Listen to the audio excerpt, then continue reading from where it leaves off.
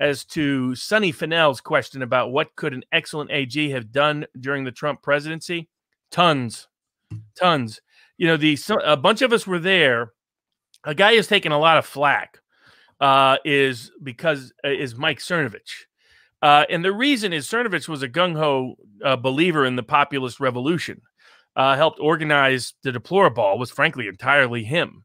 He had helped organize, probably Trump's #1 organizer in his support on Twitter, promoting other Trump-supporting people in the social media space, doing documentaries and films and everything else in that space. He was really wired into a lot of key people who wanted positions of power, as was I in the legal space. None of them could get jobs in the Trump White House from the get-go. And it was a sign. I was like, man, Trump delegated everything to Chris Christie, and then he delegated to Bob Corker. And as people have made a joke of, Trump spends tons of time bashing his own choices all the time. I mean, Trump chose Tillerson, nobody else. Trump chose Bolton, nobody else. Trump chose Barr, nobody else. Trump chose Sessions, nobody else. Sessions, I understood at least, but not for Attorney General. But going to Attorney General, there was a bunch of us who told Steve Bannon, told other people connected to him, and people connected to Trump. One, that the whole administrative deep state in Washington was going to wage war on him. And I remember people laughing at me when I was up there in January 4 years ago to the day, telling people this. And like, oh, Barnes is, paranoid and whatever. I'm like, no, this town just deeply opposes you, and they're going to wage war, and they know how to do it a lot better than anybody you have connected to coming in the administration. So get some smart people in there.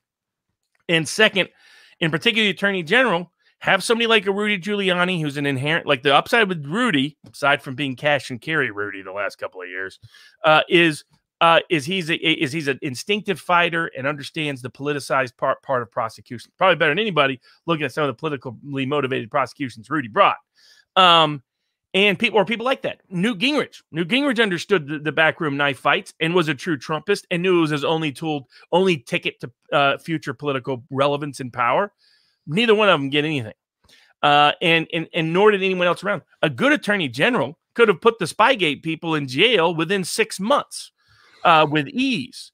They would have could have put people under in the entire Clinton network, because the Clinton emails wasn't about emails. The Clinton emails was about the Clinton Foundation monetizing the Secretary of State's office to enrich their political machine. That's where to go. They never touched it. Wouldn't touch it within a 10-foot pole. You could have purged the top of the FBI because of your power at the Justice Department to use criminal prosecutions to go after these corrupt actors. So many of them had their hands in so many cookie jars with their friends and family. The reason why they knew they could go after Manafort right away is because they times 10 what Manafort does. And so you could have taken them all out in a heartbeat. And now you would have had a lot of people upset and unhappy the way when Jimmy cleaned out the CIA in 1977, they sort of thanked him in Iran 3 years later, but he still purged high-ranking problematic CIA people out, purged a lot of problematic FBI people out. The FBI became far less political for about a decade, from 1980 to 1990. Got worse under Clinton, a little bit under Poppy Bush, because he brought in Bill Barr and some other folks. I mean, Bill Barr started off by being a corrupt actor within the CIA, covering up scandals to the Church Committee.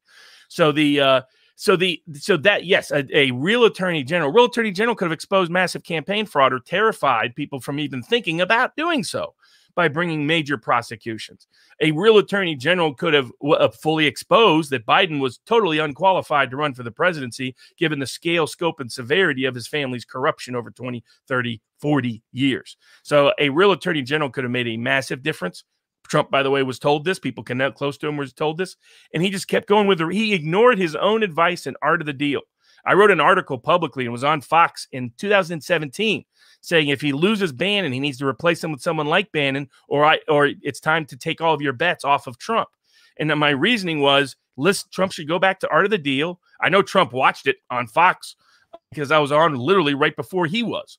And he was watching it when he was about to come on. And my pitch was, hey, just pay attention to your own book. His own book said, don't hire people based on resumes, hire people based on skill sets. He ignored that for 95% of his hires while he was in the White House. And unfortunately, that was the downside to the Trump tenure. Okay, now, a lot of people are angry because first of all, they still love Trump. They still believe in Trump. And some are asking, in your view, what There's does a he lot do? to believe in Trump. Absolutely. Well, He's still the first president forever not to start a new war. First president to ever tear up a trade deal. First president to ever push back on bad trade deals. First president to renegotiate old bad trade deals. First president to actually push back on China. So his instincts were fantastic. Just compare it to Hillary Clinton. So I tell my friends on the anti-war left side, imagine what 4 years of that would have looked like.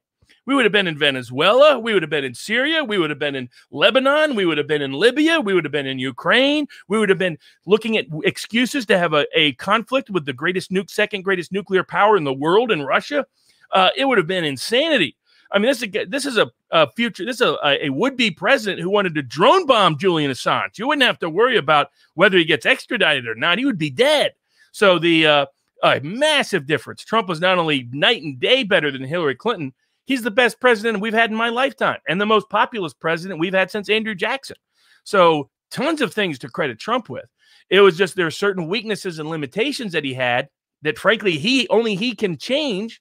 And if he doesn't, then the populist movement needs to have backups in place because some of these mistakes and miscues were ones that others could have avoided.